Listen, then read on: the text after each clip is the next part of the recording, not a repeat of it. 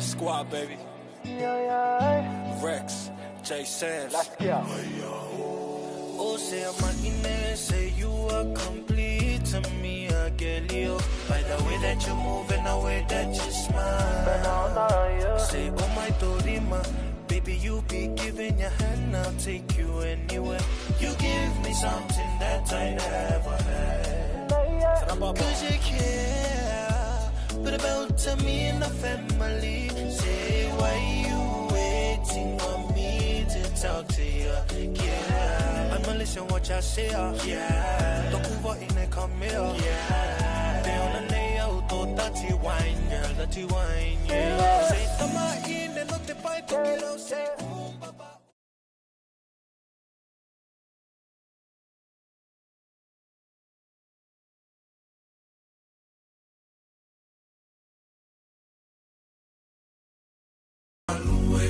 So leo fatamba fai mo sui si mas mo so so le le to ia hold up my famalo to be on the to my fue me le to malo fai mo aula malo so leo fatamba fai mo sui si mo so le le to ia la fama elilo mai Beyonce fai no tal le Sunetaya Pumalam, yes, I never found out. For him, if I found out, I'm not doing all the lap, but in the mamma, my dear, in the lama, why let him malama? Don't know to you time. Hold up, Coco, Talo, Popo, Fai, because I let Manuia. Stay in my listen for the love, Papa, Fear, my mouth.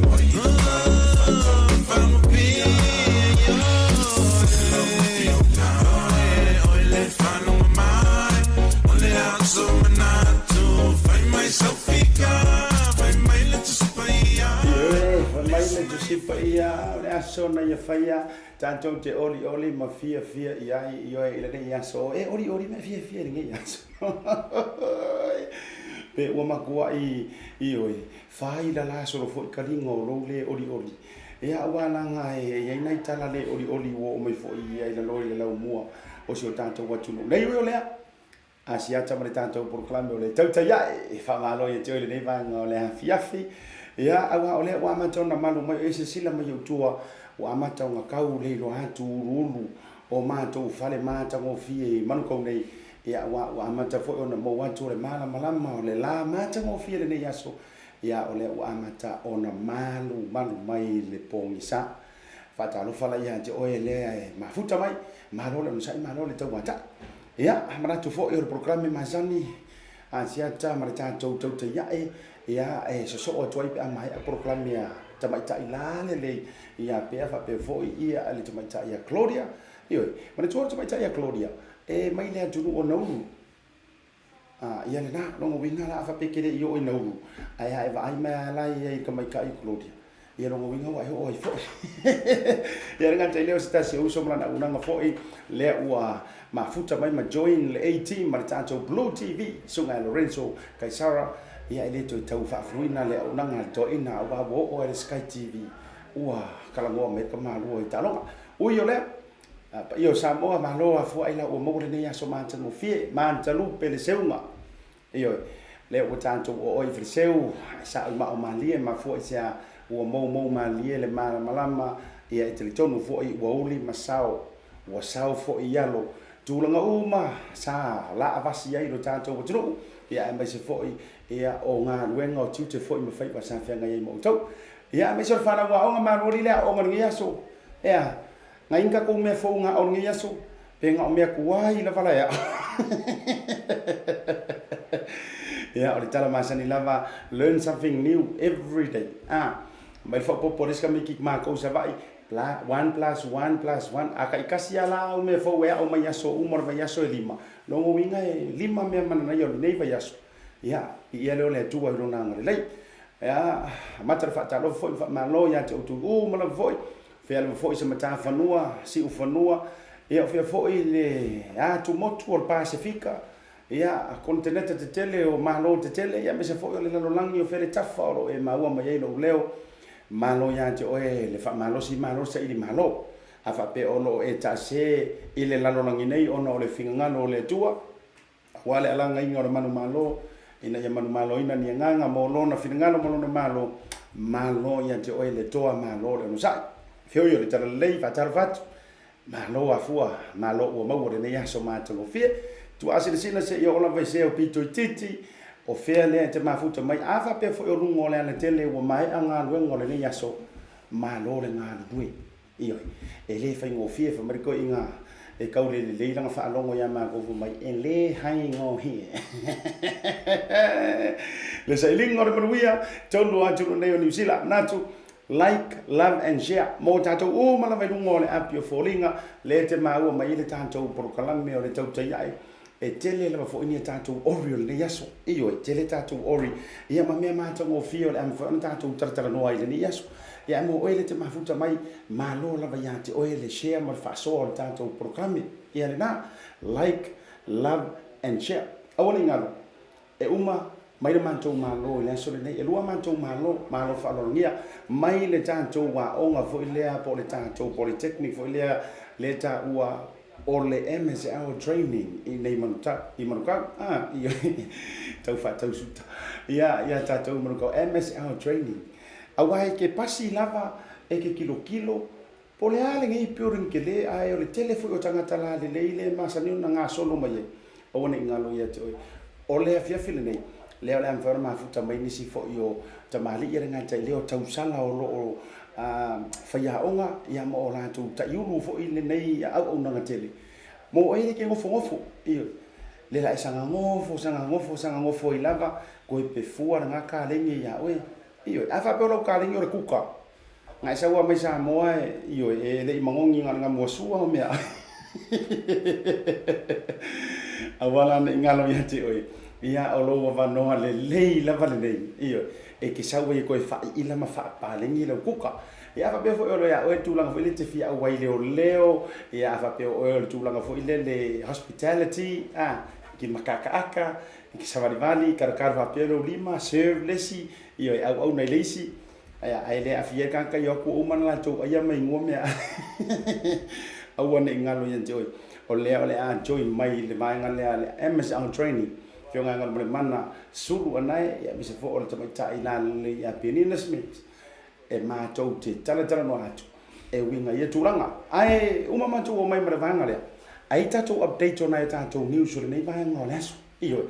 e se mai fo ile level 2 le fa longa tuai le lo Wellington ai ni so tato tal mali e lo tupu nei o kilan ai mas ka ko ko sia ko sa mo ai me mali le tupu mai fo sa mo io dei le o me paroka ai isi me mali kau ki karkara ngoai ko per paroka ia la vai ngala la fo paroka ato foi mai ole anta tu telenoa ia mervanga le MSL training ele nei vanga ole fiafi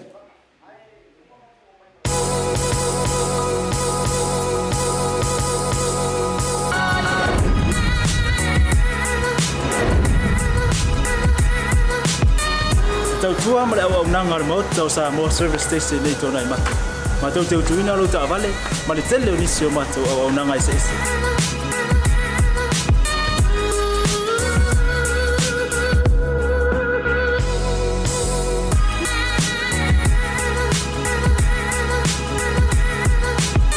ale ngata foile ma tau te sia ke ina fo ilo ta vale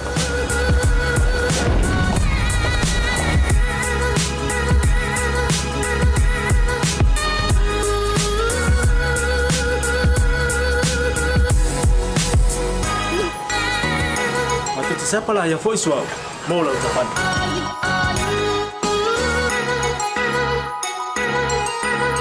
apa itu vai pa olosa awala te pon matu te siapa lah ya voice mau lah depan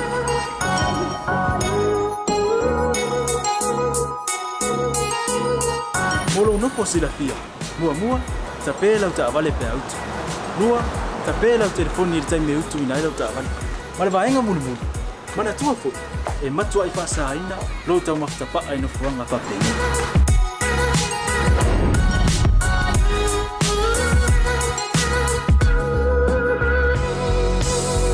Otto Samoa o le maota Samoa Samoa. Mato te fia e au na pea mo o Samoa. Maftai le fia mai. We'll see you again. God bless.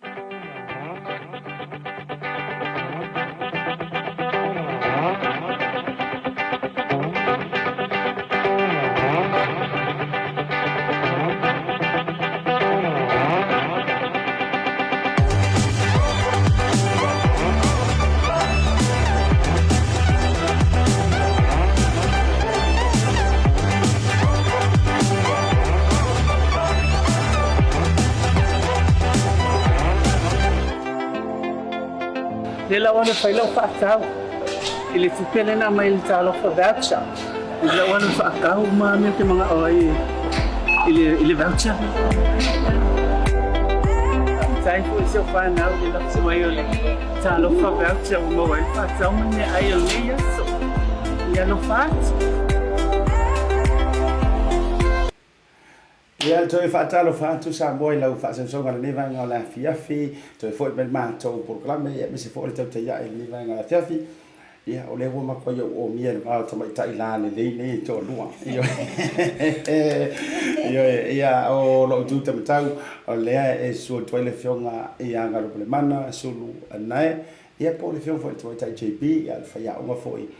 sinia a le tātou wa onga le MSL training e manukau. Lo tu ta wang vale. Ia o lea ua lioli mai ai ia le tawaitai la lelei. Ia Penina Smith. Ia o ia leo lo whea ngai ma le Courses and Careers Advisor. Ia i tutono le tātou polisi o le MSL Training. Nang nuinga. Awa pe o le te lofo mai ma e fia sa ili atu ini tūlanga fwile le leo lau se, o lau kuka, o leo. Alu se mai moro moenga wai le lava moe. Ia fa fonga le le bola mano. Ia ai mana tu da batu da no le fa taro fa. Lo fionga ngal mo mana ia fa sa fa malo le ka tu program. E fatalo fatu Samoa i la o tō whafonga anga fo i le nei fiafi. Fatalo fatu li matango fie fo nei fiafia o tō uma lava o lo whanolongo mai. Ia e tā ua tere mele a matu talua tua nei fiafi. Wairua e esel mana e taute e au ngā mo o tō ma o tō whanau. Talofa lava. Ia na ia ai lau fionga Penina. Fai sau no ngam sa fa malo le sira mai mo ta. Malo soi fua talo falava ia olo ingo nei be ona fasalo te Asiata ia o Penina Schmidt o le Course and Careers Advisor for MSL Training. O te lango le tamaita ia mama i le whangasolongo enrollment mo tamaitia o ngolo o fia awaia tupo kalame MSL Training. Be whaitita ingo le hospitality o le retail customer service o le whaaleo e whaapea for supported learning. Ia fa tai te loa e te le tai mi lo fionga mana ona o le tau tuli matanga o le tai mi o le fa tai mo le fa no ino lo al tai mi le vanga le afiafi se fa sau no ngai tulanga o le restaurant me se fo yo alum tam fa na a me se tatu tu no Samoa o la se tulanga o le lei po mo mia lava le to tere mo le tatu poka la mea ia a matari le MSL training masina fo a fa apea fo e pe ona koe whaasota e te mama, o e pe te whamtana te mama, o la ama whai o nane si tala o e pe whaasota e atu i MSL Training, nungo Facebook o nungo whai website. Ia, le nā, te rope tu e tasi lava la whasiri le, ona o tu oa lea o e te latu le si au whanutanga tāua. Nā le umita runa e tau tua o ani vaenga mwhona ru i tau ina i mamano lea tunu e o atu e lestala ma whalau tele le mana malama. Taisat. O loa atu ngeri tau sanga male awha a mama tango i le MSL trainings. O lo opa aia pia le tele o le o swinga i tamaitile awe atu pokalame. Ona o lo ofa apea ona awai mātou nei leo sa mua lo mawhainga sosoani tato tamaiti I mea tau whaamamna anga o pokalame o loo mwhai ona lato enroll mai fo I le MSL training. Le tele fo pokalame fuli. Ai e loo mana malama po lo I loa le tele o tata tangata whaapeka community I le Samoa. Whaaftaitele. Well, o tele sona a vea le tele o lo te mio nolo e pisi e iri tele tunongo le a whaawau pēr tato o nanga ia sorulu te tasi. Manatu, se whese mākala. Lemo la emma mai ia le ata. Ai o le atu e te halu mo le tato pokalame. Mo le tolo whaanga I lau whaontanga lo ia ai tau te wherua I mea spou. Ia, whaftai. Ia. Pase fo mama.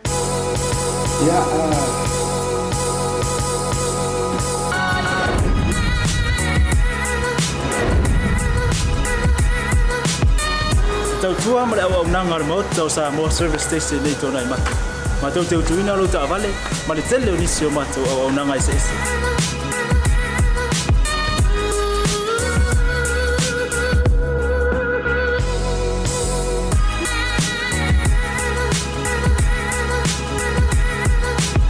Ai le ngata foi le ma tau te sia ke ina fo I lo ta vale.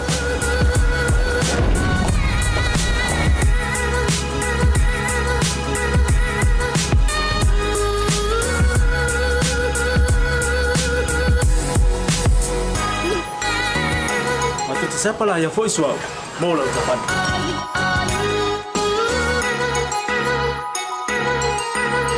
Apa itu yang baik Pak Olosa? Awalnya telepon, matu siapa lah yang voice mau lah ucapan.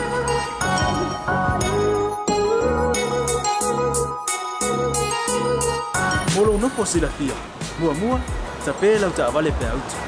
Nua tapé la telefon ni time utu ina la ucapan. Male vaenga mulu. Mana tua fo? E matua I whasaina, lo tau maktapa ai no fuanga whapengi.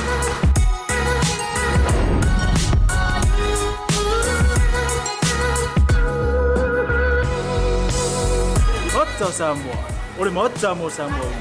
Mato te fia e au na pea mo o Samoa. Maftaile fia mai. We'll see you again. God bless.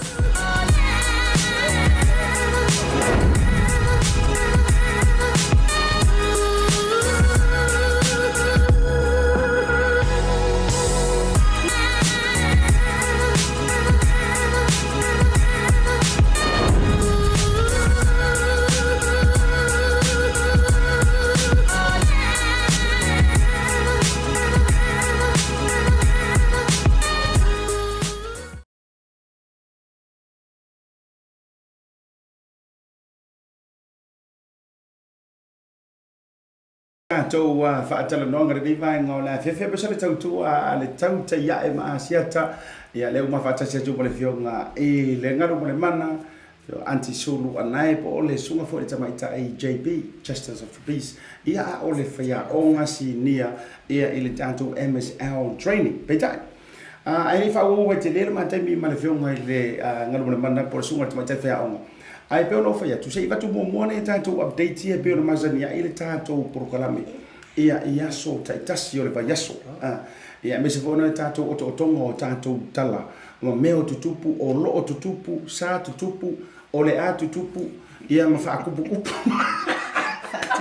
ia ile nei manga o le aso ia ma to ni usila ai mana to fo ia le wole o mafuta mai se o tina matua ia le whionga ngana mana mana ia make va adu o le va fa news ia so ia kinge kuai ia o le tanoa ia o geronga vai se mai ia le whionga tama tai a faia o nei ia o le vala na tautua ile tulanga fo ile o unanga fa fianga a mata mai le talofa le na fa o wina mai ia saula ia o tanoa fa fa fio le tanoa le se tai Graylin ia ma fa asawa ia lea ia o ke ro fo tasi nei o nanga tina o mako ai lo fo ia o konga ia auto lo se tai tele mantela no nga winga i le MSL training pitai si tato o tu na inicio to tongo tato o me o tupu mana tua o le o to e o le tanga no e o to e mamau o a fai tula ona me ila ia o Wellington i le level lua o le covid o lea ua ono se tasi o tangata na malanga mai i sini au se talia iyo mea lea o kou e au sini iyo mea lea o ki nganga kou sila fia o lea hepe pesi fo mai e kou hiti ama ale ngei e lea mawhai lava ia uyo lea ia o le o ta o mai po se tanga ta no Pasifika ia le mau el tanto update ne panga le fiafi peitai o le tangata na fai malanga mai sini o Australia le ala ua mauai o atua ino fonga lo tele o le tala le ono le fiafi nei o le se ia Wellington ta le ono se Wellington i le level 2 po o le lockdown level 2 mantua la fo ia le fa mo no atu sunga i le tanto fasaralau ia Lorenzo Kaisara mana tua o ia fo ile fe ngai ma tulanga o tanto so fo maroloina me se fo ia tulanga i talonga o le vaenga le covid ia me se fo ia level 2 o kamala le la fa ma fai kama fo ile anti o le luomita no fo fai tele fo ile ia fataua ia ai mai se foi la o le tasi le mita le va pe o tono fleinga ma tulanga fa pena i vaenga fa pena fusa o tulanga na le la ia o le a fa ititia maia ia potonga i le selau lo winga ele ko yengi tulanga te telefoni ke ka do fa le wedding kongi le lo la mua ia ai o tulanga na le wa ia vaenga le ile fa ma no winga tato tau faita talo fatasi mo le vaenga le lo i Wellington le lau mua tato tau faita fatasi mo la tau io wala ia foi fainga talo rotu la io e kau ia inisi te fa te masani ai ngar mo mana i la lo Wellington e inisi foi le te fa ainga me se foni sio o mai masani la lo Wellington e me sio ni sui fainga wenga ia e o le to tele fa au tangata ona i tato ainga lava ma o lo fa o fai mai mo o to fo ile lo Wellington ia ai pe o lo fa lo mo tu nei ile level le o ia ia o la fainga ta ia pe si le lo le fa la o le o se i tala no foi manai ainga po ia ni fainga ta o lo o ia ila tau ia le na o tulanga la na fa pe o le fa fonga mai to tele o tatou ai ni tatou ainga le lo Wellington ne ma tulanga fa pena ia fa ima vilia si ai fa malo si au ia ma tulanga ia ai me se fo i tatou tau feita talo e le i makwa pa ke le fo le alo pes ia ai me se tanga tale samlanga mai lo i Wellington o le vaenga na ne tatou update rona lua tatou me mai i le asio tornado le sai i tupu ya tatou ke ro ele mama o ia ele mama langa ka piko mu fakas e ini si do si la fian tau afia ile asio le na so nei la so to na internet ele i o tele i lo le pe on news le sa maua tuai le fainga ta te lo tangat ai pe sa ta puni ai le o asto na i fa ai le JP na pe la na ta puni ai le ofisa e vato o mai o i mang i Mangui Bridge le me o no ia le sto na o le nana i lo ai o ta puni ia fa ia ja lo fa ia le na fate ia foi le loto le na ta ia e le tulanga sa ia le asio ko va ia le ni fainga sa asio mo to fa pe le la fa e mo tuna ni so tato wa ta au tulanga o vi fo tato wa ta ilunga o le tala fa va ma le tala fa no o le la u ma kwa le mo wangi ni fale onisio ainga o va tu ma leono se fulu ilanto ono su fitu ilanto o la ile emergency places ile time nei io ia ale na o to tele o pa ma leono se fulu fitu ilanto o matua ai silia leono se fulu le te sila tu ai tato wa tu luma ia ale na ilanto fo ile wa matua le yeni vai ngai ko mo foi o le talafano no mai le fatata no nga asetasi o tama matua maoli ua savali ile ono se furu tau sanga o no fo le no fonga le ai o le tulanga fa le tonu ua yai o le ala ua male perfali ia ai la tu male tala fa vau le landlord fa mai le tala sa no nga landlord sili le su o se si ngo fonga fo ke alu yai ele mafai ona tu salava peto ele mai no winge ka wa kangia mai ya ora uya tau mamate fo ile e ko ki kia kangia mai pe ele se insi wole ora pani ona wa fa to no ina si to ina e su e si sa ile se si vai ia ona ia tana mala sila tuai le fa le tonu sa ia le wala ele mama ole wala le ke o so ko pe manga va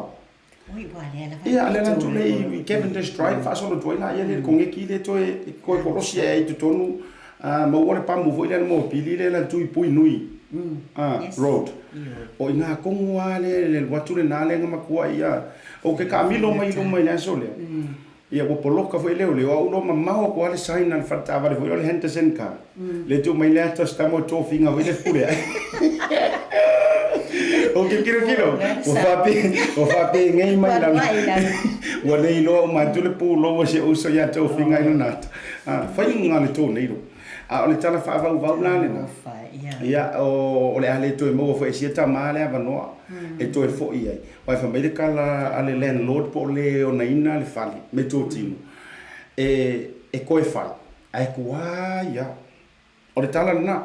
e to fai ai tuai lava se tu langa no e si le sa ili manuia si vai ata lo foto telo ila to le fa mai mo mai lungo tanto program le voto vai tu le va mai sita si fo so fasala la ia o la vale io le kama ia so ia Promon se Yuli Victor Elisara ia mai Power FM ma lo sorry ma lo FM ia mai sa mo ma lo ne sa ia te o le uso ma lo fa to ma lo to tua tasina tato update no winga uaru to neiro ma pa ku mafali ia a o makua yo ki manai ainga ia a fa pefera ia o to ainga samo ai se ainga samo mo o mai o mo wata program ai mana o te so tai mai dulanga fo ie o pangati o fe ngai mo o to nei vai tau ia o mi mai le tato program o mi mai la lo page le tato Blue TV ia fa lo melo so fa no watu fa sta fa tal no ia o afu tu lango ye wai aku nga fu ile ma to una fa le o tu wai lo tu lango fu wa ngai la fia lo len lo dai vai mai lo le wa fa wa sa ru mo le o ken ia ko mangwa ia alena ia al tu lango na le sita to vai nga o le ama IRT tu lango le tax refund okay wa ku pe ha maka ko not me te no to tele o mai na so le o mo tax refund mana tu fo tato tax refund a New Zealand o le o le to e le ko suru so e va ngo ngai de e filia ia ko tax ma ke le a ku pe kipia o le o fa isa o mai ya le IRT ia la tax refund o le vai nga le to e fa mama fa mai e te tau pea na e vili pea o e lea e siaki po o sa o le leo wha maumonga po o sa o foi ma update ia details ona e to tele ila to le o sa i wha mai ia lewa mauara mai le income tax refund a ro to lua ale le mo mai ia le whakikainga example esa oito finga esa sample o va de tenga lo no afaila ole ia te oele tu inga fi no ngale na mare le mautonu ia tango to vilim fa so ta ile IRD fa so ta ile to ona e ele mena tu ele fa pe ole mawalo income ai le lo poselo address pe e need le ko update lo bank account le tulang o le i ke wa mo sa la account ai le la pila account ia o le sina fa ma fa me tanto manga foi le mo tanto New Zealand ka ko me ia ku sambo o le o tam le la ia le na fa filo ia lo ia Samoa ia le con le ai come sina fo Australia io o le ke ia u yo la fa la me ia la ile o mau ai ma fai nga fai sei farulu ko ya le ka lo ka o la lo vinga o tala o le te ma o fai ia e nan o fa te ia o wa langa o ke ile iso ma no te fai tu o frokiki ai fa pe fo ia uia o lai ele o taatia mai se ta o tonga le lei fai nga malo ia una ia o le o te tau te ia tu ina o sa o le mo la ma le o te vai tu o le sa ia le la na fionga ile o malo ia ia ka mai o ko i fa la ka ia Iwe pe uma le ka whakaforka ko ka. O le sa ia ila na fionga. Ia le na, o le na po e mai ai. Ia tātou wataina tu ina mai. Ia o le sa awa iai, o ia foi ia masui o le fono sui tofia manisi foi o le malo. Tau si mea. Ia wana woka kaupi sa o le ro mo woka kaupi kefu wa ka ngon ngi mo malo po fia ko ngon malo. Iwe. Wani lava ele I. Ia, o le lava si so. Ia ele na. Ai o le. O le o tonga na nai update mo tantou. O le sa fatau mo na le la le tulanga le na.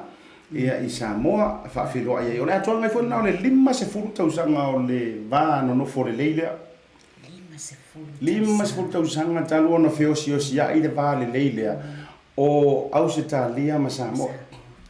O le tulanga la na no winga ia te. Ia ai long fo iso na fa inga te le tulanga wai e ka kauanga fa nga soloa le fainga o le va le leile. Ia ai ona o le si o manatu fo ile o le vale ai fa vai lungo fa inga fa por kiki fa le malo o le mafuanga nano fa pe ia wia ai longa ava fa inga me fa pe se mo se kasi taku ia o lo le vai vainga ia ai wia le ia ile o le nganga na la ia tonu ia Samoa ia o ile la to e sa o ile nganga vo ia ka me o la o so le mele o fa sa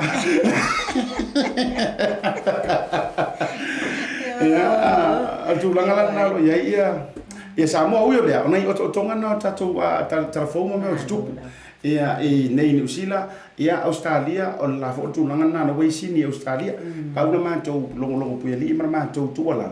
ia e me sone tatu tangata ia be careful look after yourself o lo fa marosia ma tu langa fo le lo personal hygiene ia ava pe tatafi o au pe mai au na fa ngale tu langa ai le tau mafa ma tau sami tu langa la fa pena to tono lo mo tomo lawa ia mai le si fa anava fa Britania cleanliness is next to holiness o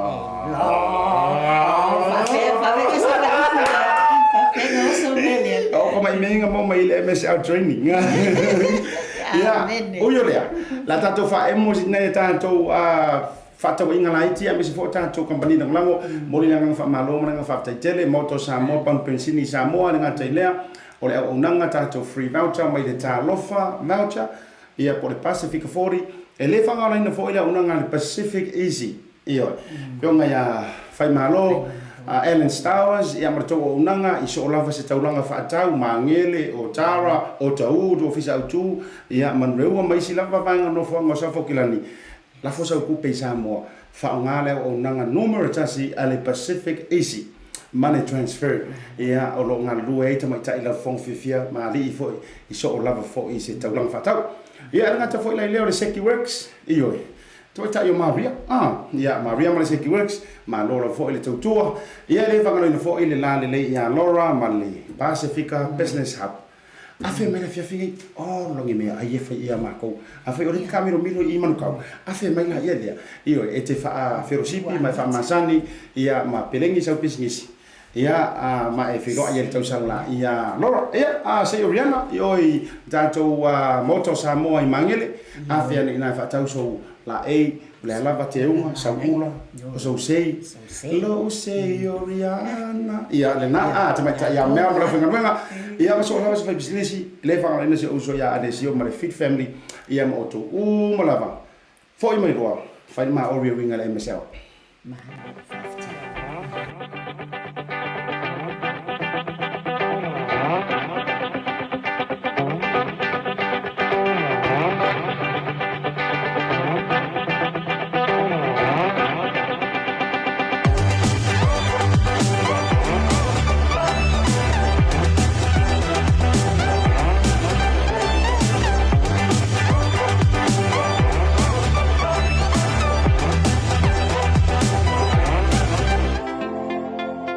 Le la wana fai lau whaatau. I le tupele na mai le talo fa voucher. I la wana whaakau ma me te mga oi. I le voucher. Tai fu se whanau le la mai o le talo fa voucher o mawai whaatau mane ai o le yaso. Ia no whaat.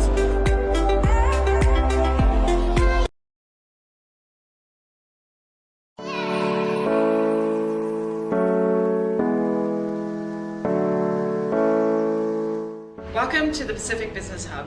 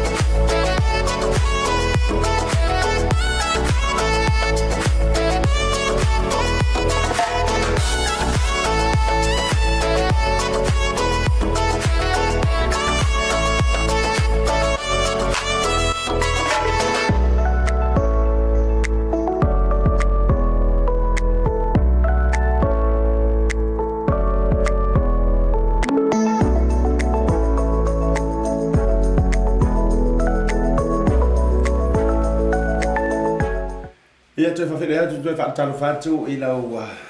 fita fa fonga ia lau sila mai mo le vainga o le fiafi le fo si sila mai tu ma o ponsa no vinga ia o matua I ngoto le fetu le tama lo ia mato ia o tero le mai sila lunga au kilani nei a talo fa mo foro fatu io e se uso ia Jeremia tikiri ia Galofa kasi ngai au ka va del frema I tu ia li pata io ia mai se foi lá le mafuta mai ni sur tanto VPN ia le tinapo anti-fake ia le mafuta mai cheki tau po lungo tanto programa ngata foi dai le no tour for to masanga le mafuta mai ngai singi fata tamati ora ko ka ngaka le ko sa ko mai mako ko viking e le mo le mo tu mai mako tau ma fai anka fio ai ko ia mai singi atalo fatu ai ia le jamaya fata tamati ia la utalainga ia po ra sunga le tuito yo nganto tele ia a me se fo yo le tausi mane no falo male lava o tou o lo o e papa au ia Usitalia Brisbane Singi me le ponge ia me se vai la pale malana I Perth io pale malana ia mo tou malava malo le no sai malo le fanto to io o le mate mafuta antu mane tamaitai faia onga singia io Fai nga si ngia nei al MSL training. Ia ai le yo mai MSL training won level of fo yo na tautua ia o onga.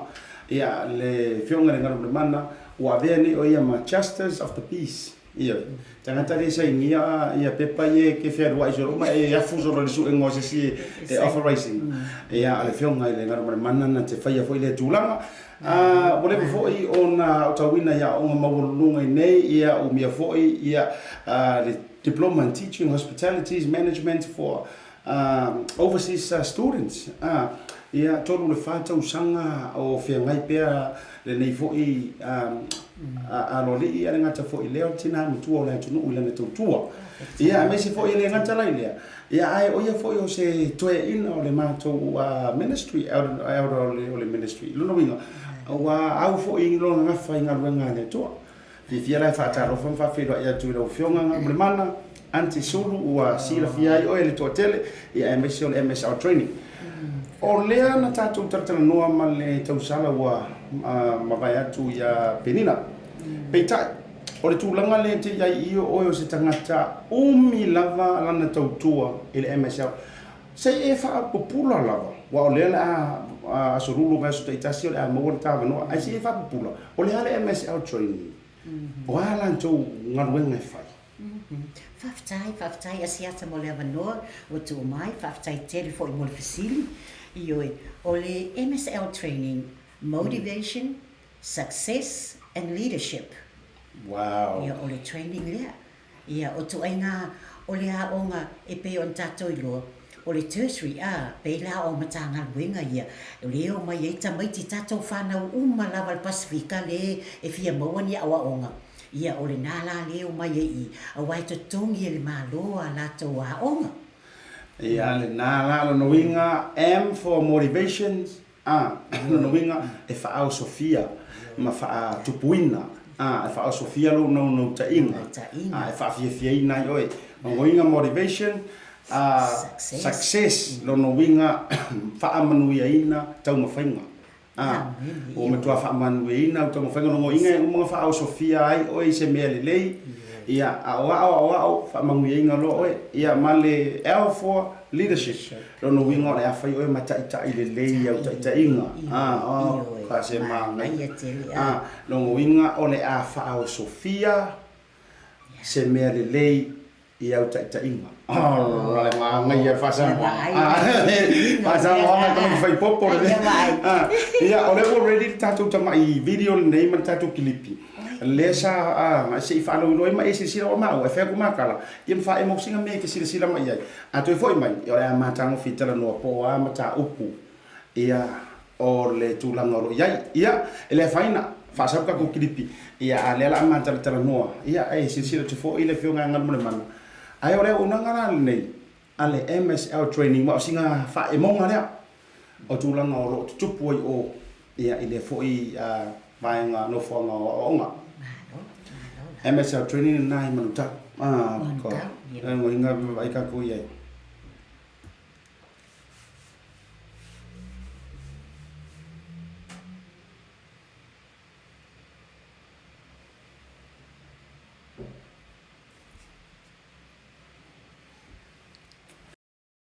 vai ngale ale mana ya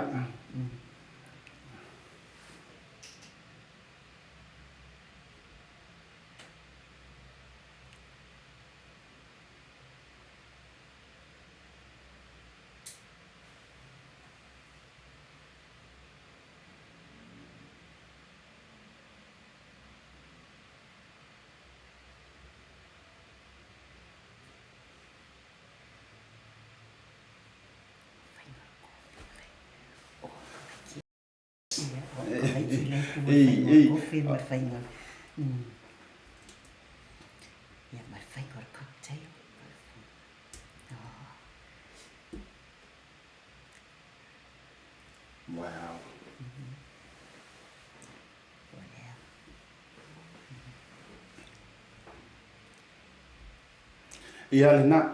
le la wa sila mai ai sa mo ka feel lai a fa pe o ele fai ko fengu me la kasinga i ko fali ia o le la fa tal no tu le fenga ngar ma se fai so no lo ti ba vai atu e tele la fa fo ile si mai ngale li fa li tu tau tali malo po le hospitality ia o winga tau sa fia fa ilo ai lo tali nga malo se fez so no ma va ngai la foi ko fe ma va ngai lo vai ko io ai pe ole e fai level la e fai e wai ese le vasenga a mata o le fata le malo ia na alu foi la ia le lontol io no mai lo le ia te o e fa u matuai ia ma fai lo malau ngalueng o le la wato va ai mai e o mai ia o le a onga o le wa man tua atali malo o te alu serve tangata e te alu e lau me ai ia sa o le lau ngo me ai pe o le 5-star hotel foi le o le mela na le o atui ina ia uma alai ma fai ona mau se ngalu nga fa nau i te tono fali ainga po te tono hotel ioi ele ngata ia wa tele far kofi e o ai sa mo wa tele far kofi ia misi atu mai nei e avisa mo te fao ia la foi te la te fai kofi ia mele le ia la fai kofi le wato wa ia tu nei ia ta witi a onga nai o papa e mai wato a fai le ia o fua onga fai le mal fusiua ia wai o le mana ia fo i o le o mai e se o lai ma na ia ma o lo fai le uniform o tamai titi ia pe ola unga winga na ia make sure ia uli le ia ofu atu le ofu awone saule awone isau tangata e fa pe mai tai manu minumi lo ofu la le tai ia wai man tua ata o tal malo ia matua ia we fai fa le tai jele fa tai lo fionga mo mana tu nga le le tu tulia la no winga e mawai manga luenga a nisi o le fa na upo ila tu o le o tu winga in MSL training pe a fa pe so so ni mo mo no ni nga luenga Ole mea sa o lava lea e moni lava, e moni. O te o telefo i o tamaiti. A whai lava o se tamaiti te saua tino ue mo senga luenga. E awha i fo lea onga. E awha le taimi lewa e sawai. Awa maua ngā luenga. No tu ua pelea oi te alu whaile ngā luenga. Ai wha awa noa lo taimi. E te saua i pa e manawa. E tu sa le po te nofo lava lea fiafi e whaatali atu oi. A lao le mea sili. Wa maua senga luenga. Pe o le fisoasoani tele na ale a onga le MSL. Ia, ave lo taimi. A whai wai whai a onga. Ave lo taimi mo tamaiti a onga. Ave lo taimi o le e tau mawhai tamaiti. Ai le ngata i le, o tātou ta ngata i whali, i a inga, a inga Samoa. E fia wa ai atu Santama o wawe whai ngā luenga. Ia, o le o te maua, e maua ngā luenga, e maua ngā luenga. O le to o tele wa whai ngā luenga. O tamaiti e whato a umatu nei, le level 4, le whato a umatu nei, le vai aso na te nei. Ia, o le wa to o tele wa whai ngā luenga. Pe to e to o lua ala te toe, mai le se furu lua tamaiti. Lau fionga ngā mana mana. Ei se tūlanga fo ilele o sou to mai whapitoa e mawhai e ona e a onga i rea, onga lea pe te restara i tō o nanga pe o la ofisiri le whaanganga mo mātou nei no mai misa moa i le i a o onga a le fia whaalau tele le mana malama ma fia i loa. E ingi mea whanga le kakaunga pasi se suenga lea pe e mawala noa au tu e restara. Wa pe o le au ngana o a onga whapea e le whape e se ilo mai mauso tu si pasi ona e saula i e whai e le ai e to telefo e tato whanau i o mai Samoa ia paua le mea i e ai lau permanent residence po le na adopt mai o i nei a o le wa a mata lo lava lau ia o le nei e to telefo i o lo i e le a onga e ma whai lono mai a o lo e tau le maua sau tu si pasi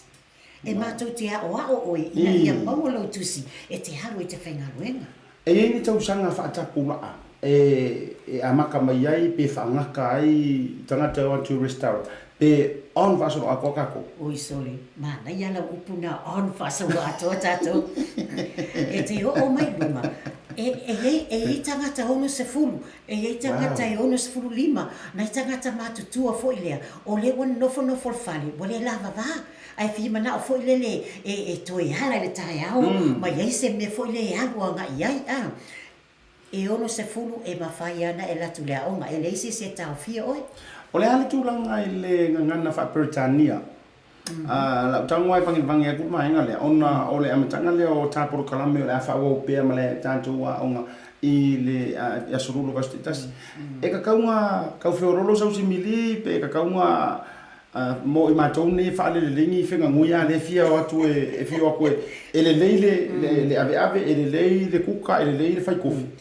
Ai whaoki, ai ka woki ka ungo pepa kofi. E pai, o e ala na tau o le polokalame o le wha ingilisi. Ia, o le tau mawhai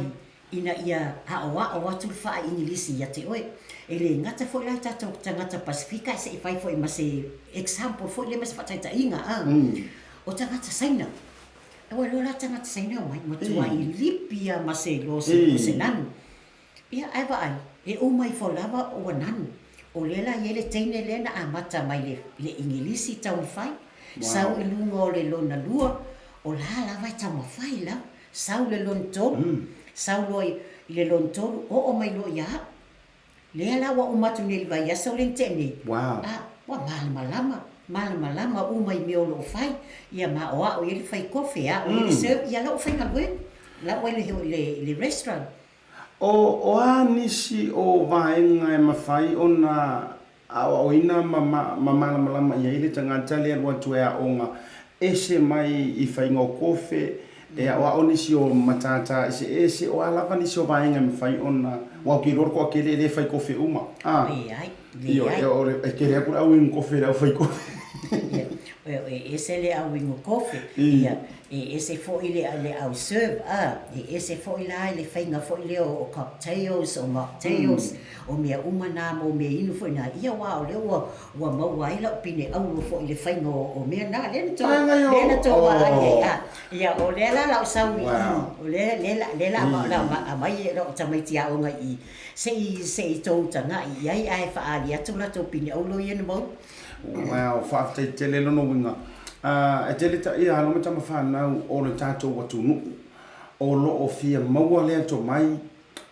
o laele o mautinoa e se mai ai le au ngofo mai au fai mai au le fia ai o le to tele o lae e ai le no ta inga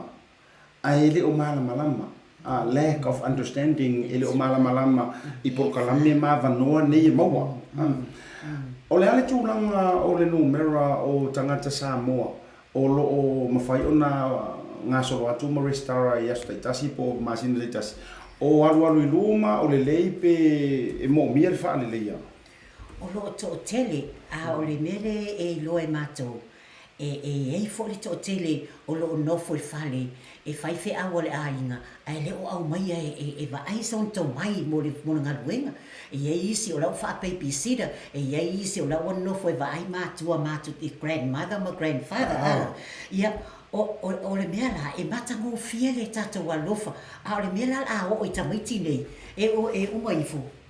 ele faina luenga wale wo le ni ya wo le se to mai le a onga le se to mai e fai ai se nga luenga ia wa pa wale mea o le no fo fale ma nga yo I fale fainga o me tau fale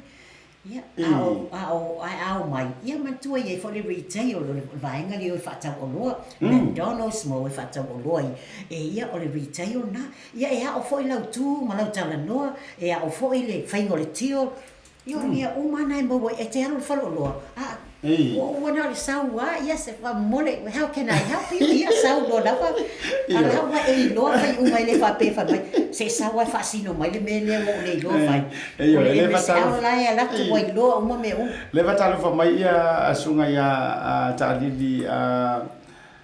DJ Vino. Le fai nga DJ le ka solo ia io le fale nga me solo se uso ia DJ Vino por le trenga luatua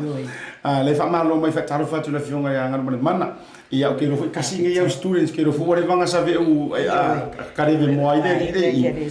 ia ari nga te le o ila to uma le tu atatangi fa pe fo ila ia Peo matu mana to umane ma to mai ni veta PM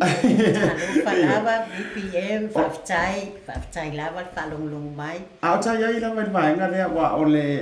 aso mo nei ole fai lo ingo o nanga MSL training o ani si prokalami ole atale o DJ o si prokalami ai na ona peita te fa maka o si foi le na ona fai lo la vai to hotel o ani si o prokalami o lo o mafai o na o ina ma vanoa I le o nanga MSL training I le taimile nei.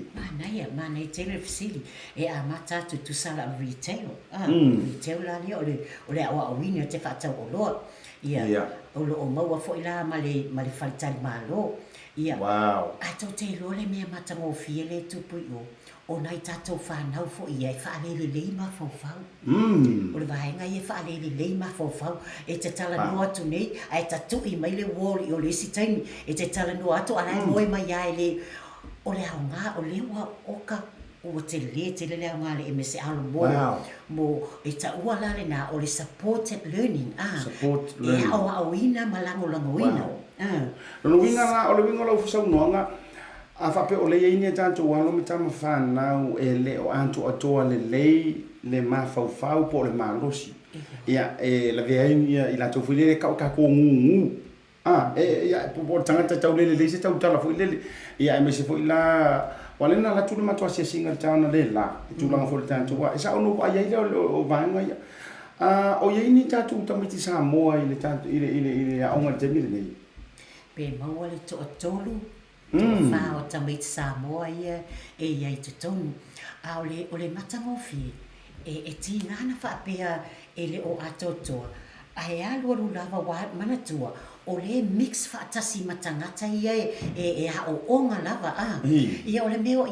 ia male mato tula fono I te tonu le onga. E sana e so na faya tamaiti ia alofa iai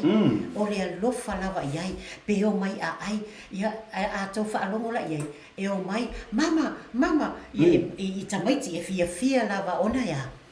o faya onga uma e tau fetuli iai pe ha o le taime vala awai so se mea lava e mana na awai la tau ai vai la o to iai e o mai e level 1 e halu lunga 2 alu le 3 e fai lo mai iai walu lunga le le atamai o tamaiti ia e o mai e lo wai lo whaafetai e lo tala noa mai e lo whaasino i se me whai o le mea le ese le matangofie ai o wai e iai ia tatou moni ai oi e iai ia tatou tangata fo ia tatou whanau ai pei o leo wa whaanonoa fo lava le fale o lea e avanoa o le ia vanoa le MSL e o mai le mātua e taratala no mai po le a se fesoasoani mo si au whanau pa whai o se tūlanga na o iai ma no fa vitai te lo ele tuma mau le ta pe to lo ni ofisili ia ile ta fa ta noanga ona ta ole se malulunga ma fa si fo ta fa ta noanga o le a se mata upolo mai ta wina e lau sunga le te mai ta fa ya o si ni o le ta to MSL o te lo fo ilo to tu o umi to sanga o ani mata upolo e mori ma wina e pe ye le lifa ye le o au sa mo la o ina ya lo fo ma mata fa na o pio ku ro la e kele ia e lua lava o to tele le o le fata o loa e o le fata o loa ona e mana ia le feo lolo na e vave na lato i loa fai mea awa a o ina e alu le fatai malo ia e loa talanoa ia e loa va ai le menu ia e loa me ta ole entree ma le main ia e ma le dessert ia e loa lapo ai mana tua fo i la pe a o lo tai me ta o ia ma pe va lo fai vai tau o ia e fai mo fia la le to tele no ina wa sau no fata o lo ma o le mea ai to tele fa ala ta to tamaiti o le e tonu i ai le o nga i fale ainga te tele o e ese fo i mea e nga i ai la to e nga i fale kofe ia e nga i lunga le wa mana tua o le te fai e fo le tusi fo le pasi e te alo e pule le fatawino o vai fasa ia le tuang for liquor licensing o te loa o le a falau tele le fionga ile tamaita a sunga tamaita fa ona le fionga ngam man le tulanga le langa le la kele fa ko fia i loa mai ai te loa utala e fa fiona fa le stala langa o kapo kala momonge ia man tu e fa wa i lava ia so ru te tas e langa ke fa ve umanga sa anga uma le vanga le na ko momoele io ai se fai loa e fa fiona fai le restaura o ke roa kasi au vai ku nga ia peo o vai ki angive io o yo rina ma disi au vai ngane ale a mo ko nga le fela so nga mi ngao ke roa to atele nei lanto le la sa ungi nge e pili mai e fia lo le restaurina e fa fiango mai a onga se fai so no nga fa fiana fa le vani e fai mo fie lava o le ono o tolu Great South Road fa sanga le ia mal AUT i manukau le iai e a fingo fie o lo iai le bus stop i lumaifo e te o mai iai 603 Great South Road i manukau e te o mai lava o la fatali te foi Nina Schmidt ia o nai va tui ia ma Patrick asu ia o la tau na lo tau nu o mai lava o lo iai tangata va ai oi ai lo le ngata fo na vala au atu e book so appointment 0800 2244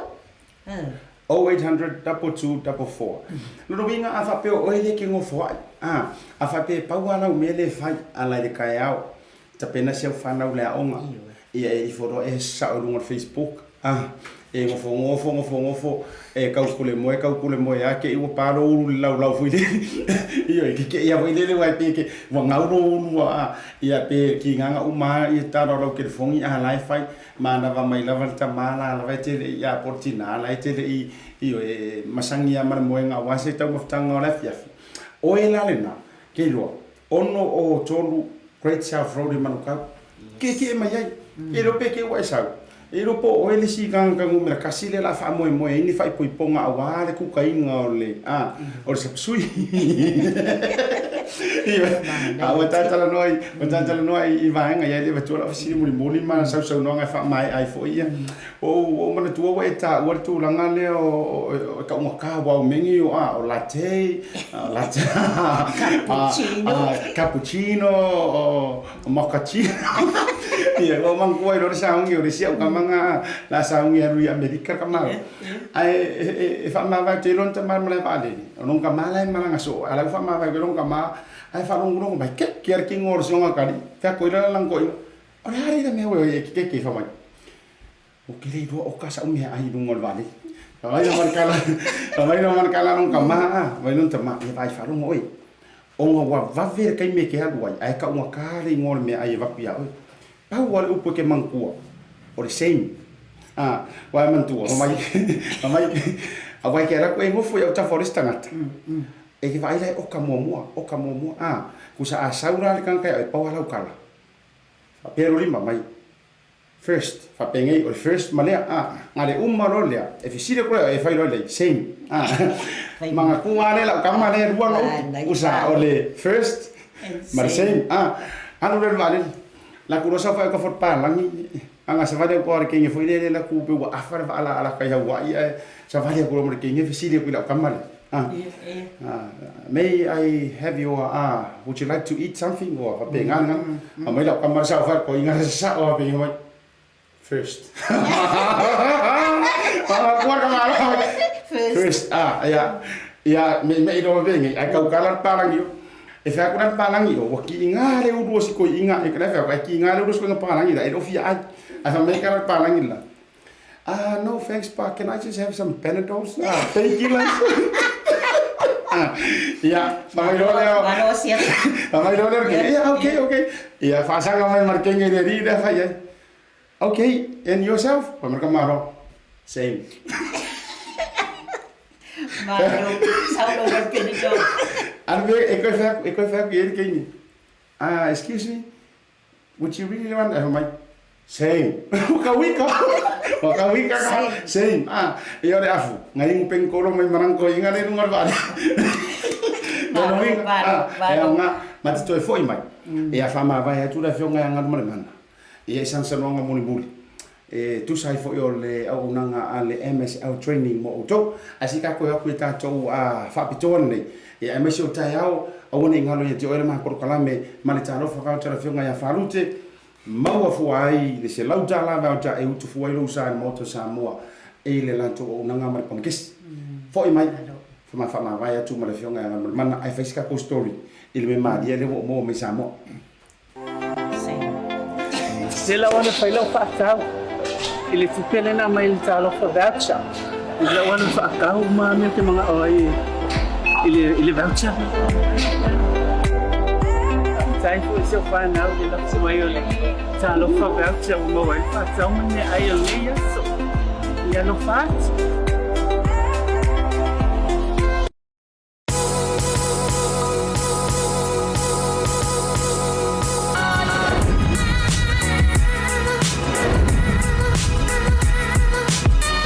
Tau tua mara au nanga mo tau sa mo service station nei tona mai.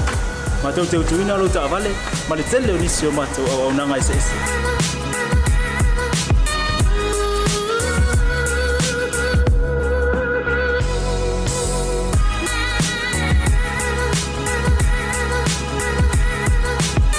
Ale ngata foile, ma tau te sia ke ina fo ilo ta vale.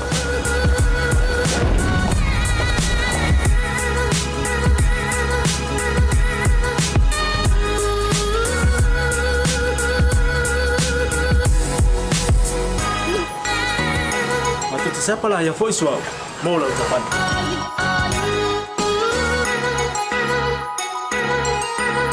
Apa itu yang vai pak ulusan? Awalnya telepon, matu siapa lah yang punya mau lah ucapan.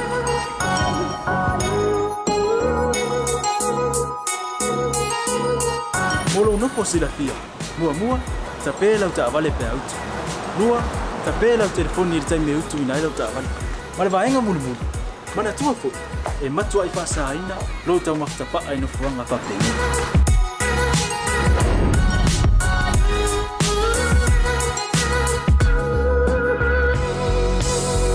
Otto Samoa. o le maota Samoa Samoa. Ma te fia e au na pea mo o Samoa. Maftai le fia mai. We'll see you again. God bless.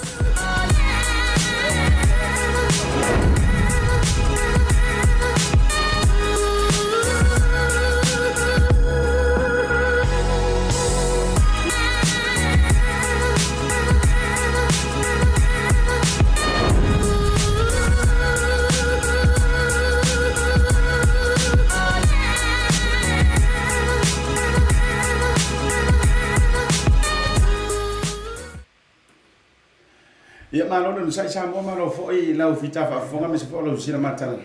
mai mo ni ba nga o le fia fila o nanga me tua ale Blue TV ia ma tu Tautai ya e ma Asiata ina ua se fo 5 minuto te nei le tu la e ono le tu mau ona fa mai na le o se tua mo o to le nei ba nga o le afia o mai ma fionga i le roli nga mana sulu anai ia po le sunga fo i te mai tai justice of the peace.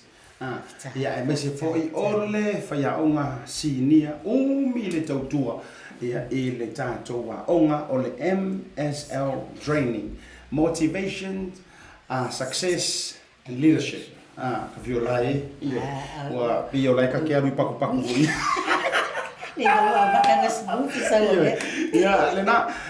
lo vionga ngano mo mana o le tau maua e mafai foi ona au tauina no mafanau ma mogono la to mai ile au naina oni fa putonga tetele fo ile mani aso fa pitoa e pei o fa ponga ma aso fa nau o tulanga fa pena si e fa ona sa no ele vai liule fa tai lava o lo o onga tamaiti o pe le fainga o le table fo ile pe o ta o ta tolo ia fai fe au ia e fa pena au ia o tele la fai poiponga ia fai poiponga sa o seisi lava ia e fa pena ona o ave o mala fa na le a onga o la tau e o serve o male ia ele ngata ile ia o pisinisi fai nga pisinisi po se tatalanga o se fale po se pisinisi e seisi o fai poiponga o asa whanau e tele lava mea o lo o wala au lia ai o su e ngā tupe fo e tangata ia e whape nā fo i ona wala au mai e watu serve ia le taimi e whai lato sapa me taimi whape nā ia e pau o le mea Asiata e le whai fua ia mai ko e to toi foi nai tamai ti o le na o onga ia mana ia le tamo e tu fo i la fiafi wa umari ia ngā luenga le po e whape mama dad o le wa tatongi mai a ia o no mingo ta wa le fo o le o nanga me so le au tawino fana o me se fo ma manu le tunu ia o ma sangi ngi upu au tawino fana ia ai le ai wala ngo le ma fainga ko mai la tu fai ainga ia no ngoro ma manu lo telo le tunu e a mawara le fangoa e mawaina inga luenga fa pena lo winga wo kupe fo e oi alaya o onga alaya o tupe la e oi ai ole fa ta waina la ola na certificate le nei wa mawa mai pe afa pe ole ale umi afa pe le wo lo ko fa le hospitality ole ale umi e mafaiona o a onga ai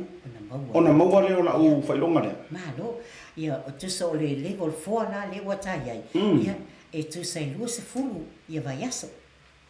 Lua se fulu vai aso. Lima masina. Ioi. E dise mai fa lima masina o matuale le ia le. Ia e tele matata ese ia te fa longo mai le tau noa to ai. O ani company po oni ngā luenga o lo o tau fai paanga ma ua tele fo i ni tangata anu ave se ia upu fana wata nei tangata anu fo i o Samoa ma le tu Pasifika ma le langi o lo o tau wina le tau o onga o ani company fo ngai o lo o fa manu wi ai ni si to tele fa na isa noi ia o Valentine le i Manukau o Valentine i Manukau ia o le tele o meti o ina tu se fai mele ta o le internship e o mai ia ngā lue so se taimi ia la e show tai ia la to tangata fai ngā luenga wai e to tele fo ia e le o atu ngā lue i taimi ia mantua o fale ainga te tele ia pe mau wale le lima se lau ono se lau tangata le po ia le ai lo lan tamiti ia o au le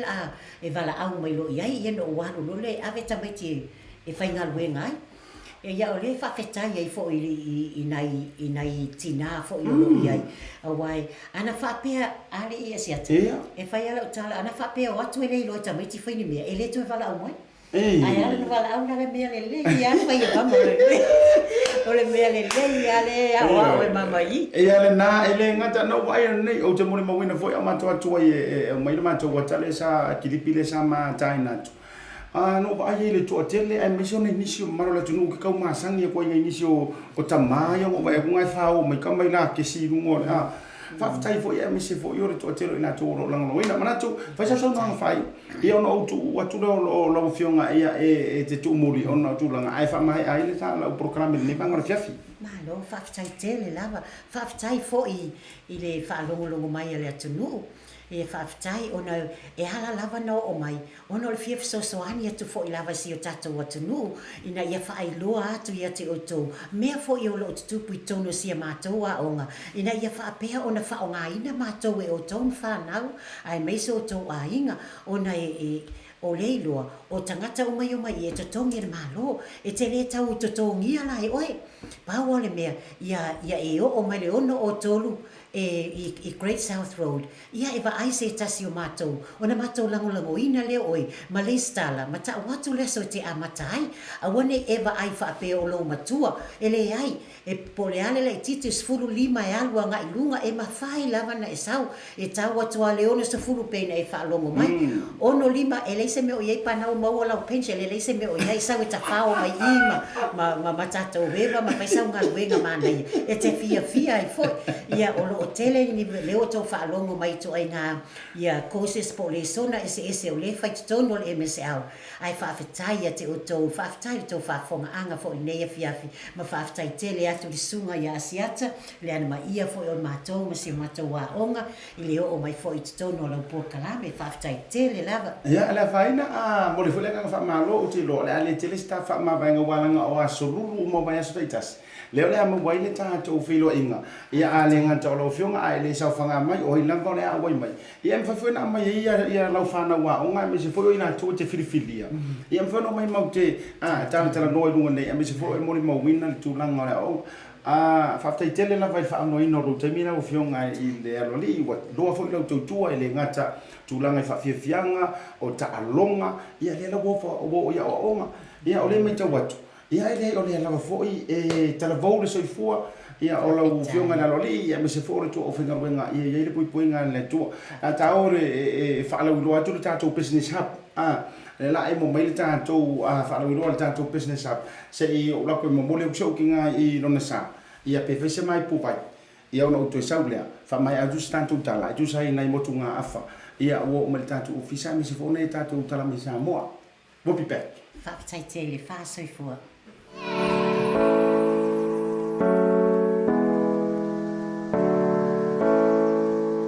Welcome to the Pacific Business Hub.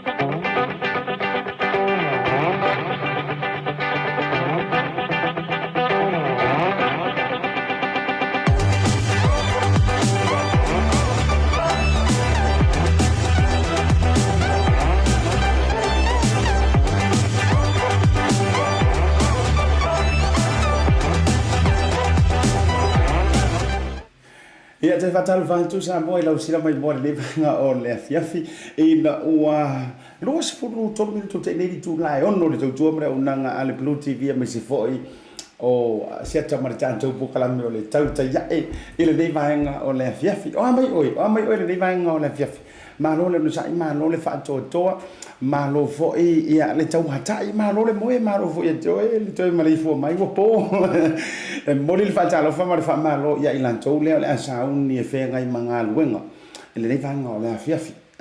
fa te tele la foi ia te auto fa tai ia le mafuta mai malo la foi fa toa malo le nusa a fai sa uni tele le po nei po ia le maftanga mafana le tua mai se fo le nga pa ia o ke moi o ila nga wenga io a talo fa twai ia ila tau le fai na mafta mai io ia se uso ia fotai lo mo vai su a apolo ma lo le sa i tenes misa o mai o le vanga io ia ku te o ai o mala kapi io o to tala o se vai ono o taleni le fanau ma lo la vale fa to ma lo le tawata ia me se fo o le lango sua i talo ngal fanau ia wa lo fia ngai le fo inisi o matua ma le ave no lan to fanau i talonga io ma lo la vale sa o ke fiu io e foi tanto foi le fa pe sa le ka alo i samo a fa pe ke le ka alo i lo la ngai samo a ole ua maua va noa i nei New Zealand ave ai le whanau i ta'alonga ki rola ukala ave le whanau i ta'alonga ayo ai fa pe foi le lenga ke pasi sa mo ya e sa wala e manga o fo ia fa ke pasi fanga so le si o ka fa penga a fa penga ke pasi sa mo ia sa we ave fanga u le onga o le tunu le nei o le tunu o ava noa ai a sola fo ila le vano ele to e maua ia fa fitai fo o le ia na ia tanto o nanga peila le MS out training ia mai la to le ma fai ona to e maua ile vano fa alu o ka ko fa ko io a wano ro tu na le la o vai o ile MS out training to tele nei tanga tama tutua tele ia atu motu sainga a sia ia o nisi o tangata Pasifika o le au konga Samoa Niue ola se fa tu mulia o le au nanga ia ale tatu MSL training molina le nga fa malo le fionga le lo le ia ngam sulu me se fo el pulenga ia me se fo tata ia fau ia o le tata ia penina e fa pe fo ila ia tui se tata maoli male to tele le staff malo la vet to fa to malo no sa ai o tilo tunga le tele le au menga o ata fo i o le tabale le na fa pe mai report ya leo le tai fa poli tai fa pe i le ta vale na so ina le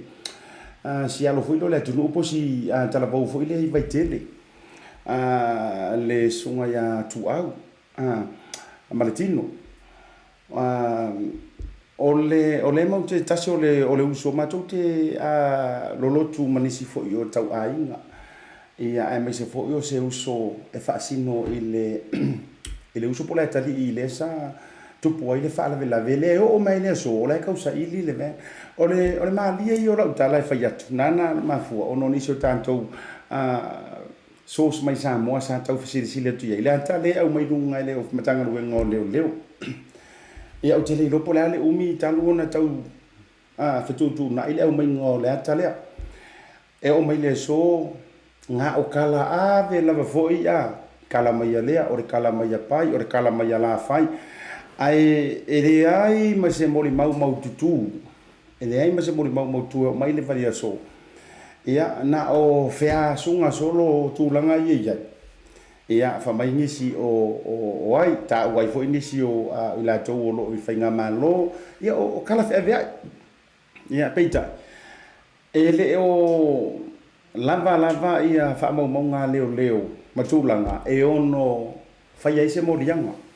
no so tai foi mo tala no atu nisi o ila tau le tula fono na i wo leo ia sorry a loia ai me se foi ila tau sai le ofisa male matanga luengo leo ile la tau foi tilo mare sila antu ai ile vaenga ai me se la o menga lungo le ben ia mana tu foi ele ai a se kangaka fa masingo sidi io e lo ka wo ya o fa masingo sidi ya o fa masingo sidi ya e se mai lo tatou atua o oe lava ia i lau fikanga o oe ai ke silinga lau whamasingonga i loso o se silava ia o lea la ua whamaita la ave nisi a whaapea la whaatitainga i lo ula ma fau iai ma la u fua iai lo umala malamala iai so vai vainga a whaapea o lea whai mai mau isi o se tasi mai le malo e le ta oni swafa langa o le i whamaonianga ai ka ko aru ia rungo tu langa foi le leo o masalonga ma le au wa mo so oi a fa pe mai o se tasi mai le malo ma o se ta vale le malo se ven le malo ia le sa tu po il fare la vele e ngam fai le mo fai ak kwa le ka di kongo le ka le ven le mai rungo le Facebook e lo no winga ia ke le do po si ko inga nga le ven le au mai pe ata to wo i la lava oi mana tu o la vai ele na fa aliunga e ese mai fo i la oi fa aliunga e wala ngo kile ka di kongo ingi ven fa pe al malo kama yo ven i le ke le ia ven vonga la wori ko ke le ala fa nga wingi ke le o fa nga pala si le wori ia ka de ka ua ko ngo ka manga ia manga o sta motelea ia manuia ja fa na o se ya felice ia pa pe un marvena la ka mo sakiro ke vai le fer wa ia sila e pe la lo vinga nga la ka a fa pe mai nei la le to tele o la va nga le o mai le report le fa pe mai o suyo le malo ia o le vena le malo ia pa vena le malo ke ronga ka mafo i Toyota Hiace ia au sika vale lenga fa solo muri mai lo ke va gule sau pe o ko vai ia su i sin fo ile le pe o aka vai ka ke maka fefe ia ia o ta vale le ta vale fo ile le tele na va tu nei ainga ia tu nei in usila po au se talia no ngala o stanga ta su ia o kango o ia ve se nga si de mai mau fole mai rungo nga men se ivanga nga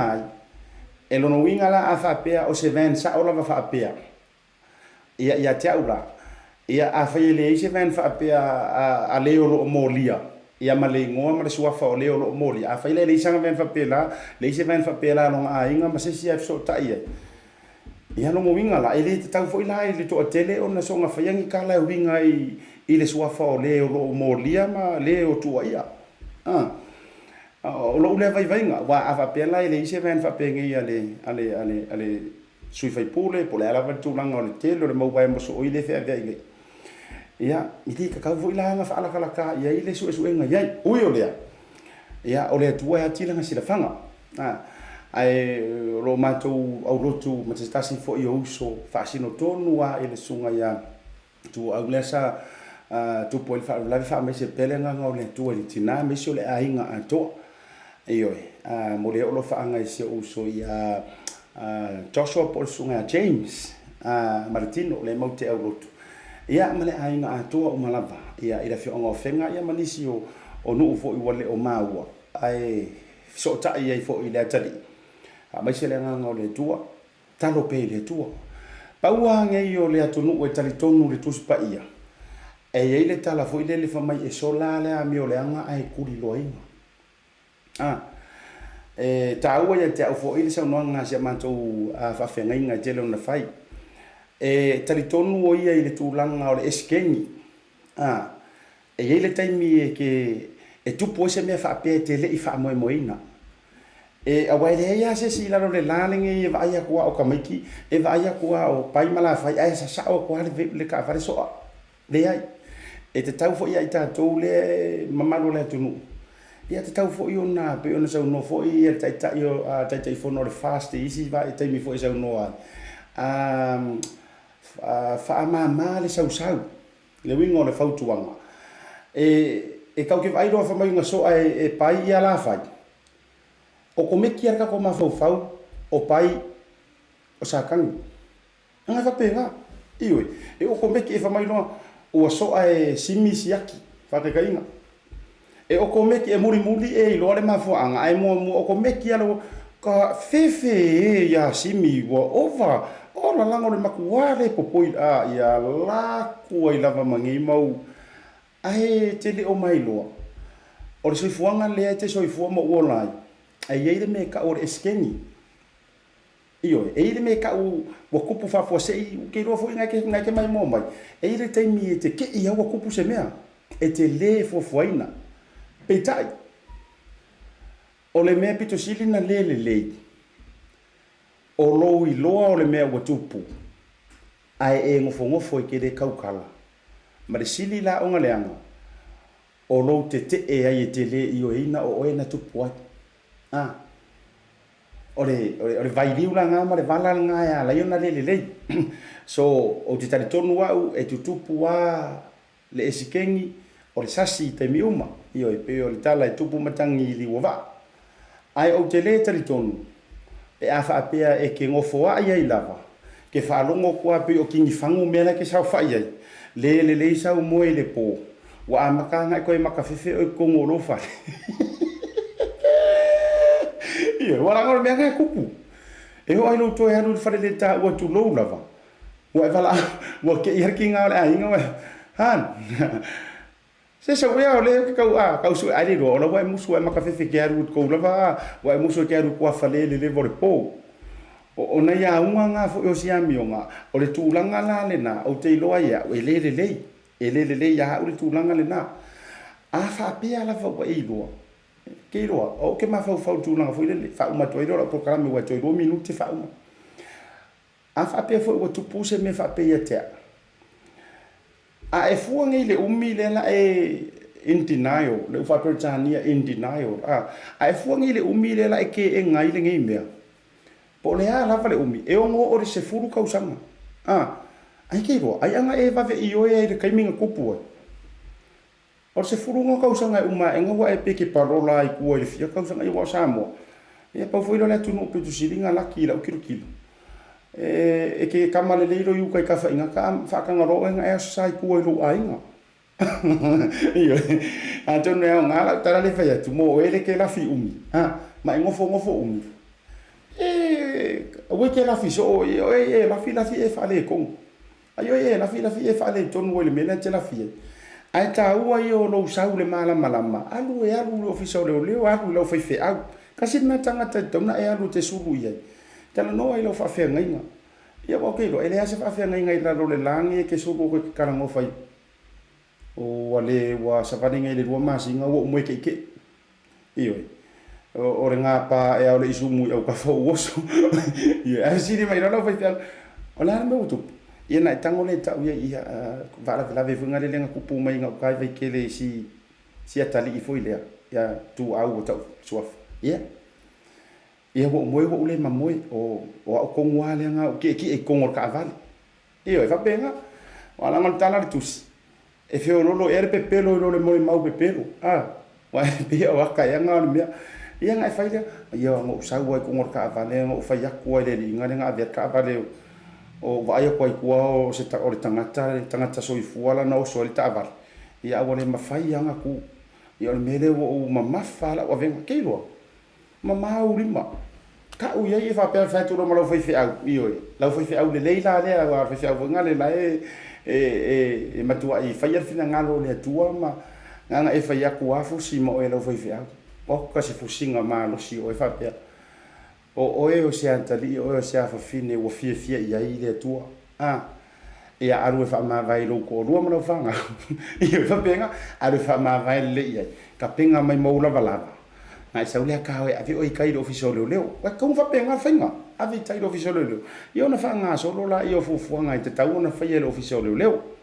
o la le tu wala ia wala ngal far pui sa mo o ke fe ke ari yuka ka fai ngaka o ke fe wala fo le haro o le ia ia wiki engi wa kamal le ia na fai na to ya fo le lo ainga o yo le ta po kalamra na to ya el ni ma ngal fiaf ma lo la fo e te lo sa ma lo le fa to tu poi matangi i le wa a fa pe e o ngale tu la lo mo fo tuanga ia liu walo lo fina ngalo ele o ia lo puata mo fainga ia e valvorusia o le fau o tatou tau te so o yo ngafa tatou te fiso ta yo tatou faia mo tatou toto ivi ma ano ele pe kala ngafa uma nga ko ai nga o ele la e ko ai nga i tamale o tu pol fala la ale ai ke la ia o yo le whamanuia lea tua I la vasinga le ne fia fitau te whirai tai au mana tua kai au whai tātou whapitoa o le tā lofa vauta ioi na winga tā mai lo suafa o le suafa o lo ainga I Samoa whai le lako ka vale e lo se wilpaelo ioi ia ai male numera o na au mai le te sen mai malafo mai tutonu o le tātou Blue TV not my messenger au ke la fo inga menga ke au ke la fo sisi al mato au fasala la fo mai il Blue TV Facebook page ia ona anu lo sua faitianga va ai sei te manu malo ai ia fa so fo ina ni fia fi manu te leina la singo le po ia mai sila to umo fia ngai manga luenga ma na vo nga luenga fa te tele ma futa mai tau te filo ila sotaya Asiata Msl to programa to te ia so fo mai muia Squad, baby. Rex, J Sands. Let's go. Oh, say I'm say you are complete to me, I get you. By the way that you move and the way that you smile. Say, oh my Dorima, baby, you be giving your hand, I'll take you anywhere. You give me something that I never had. Cause you care, but about to me and the family. Say, why you waiting for me to talk to you? Yeah, I'ma listen what y'all say. Yeah, don't move on in the come here. Yeah, they on the nail, to dirty wine, girl, dirty wine. Yeah, say, come on in.